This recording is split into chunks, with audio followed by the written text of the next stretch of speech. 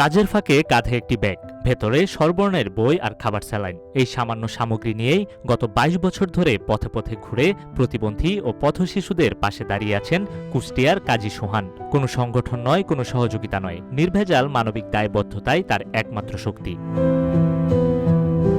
শুধু সহানুভূতিতে থেমে থাকেননি কাজী সোহান। অন্ধদের নিরাপদ চলাচলের জন্য নিজ উদ্যোগে তৈরি করেছেন আল্ট্রাসেন্সরযুক্ত চশমা ও লাঠি। এই প্রযুক্তি ব্যবহার করে একজন দৃষ্টিহীন মানুষ অনেকটাই দুর্ঘটনা এড়িয়ে চলতে পারেন। কুষ্টিয়া জেলার খোকসা উপজেলার কালীবাড়ি এলাকার মৃত আব্দুল হামিদ ও সুফিয়া খাতুনের পুত্র কাজী সোহান। খোকসা মডেল সরকারি প্রাথমিক বিদ্যালয় ও পাইলট হাই স্কুলে তার শিক্ষা জীবন। শৈশবে পারিবারিক কষ্ট আর অবহেলার ভেতর দিয়েই বড় হওয়া সোহানের। সেখান থেকেই অসহায়দের পাশে থাকার চেতনার জন্ম তার।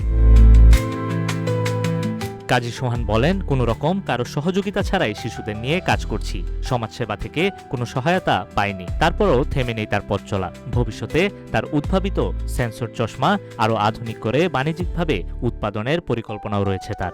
আমি দীর্ঘ ২২ বছর ধরে পথে পথে শিশুদের শিশু শিক্ষা বিতরণ করি, স্বরবর্ণের বই। আমি সুখনগর বস্তি, চরথানাপাড়া, মিল্লাইন সহ বিভিন্ন অঞ্চলে আমার এই শিক্ষা আলো পৌঁছে দিই শিশুদের মাঝে।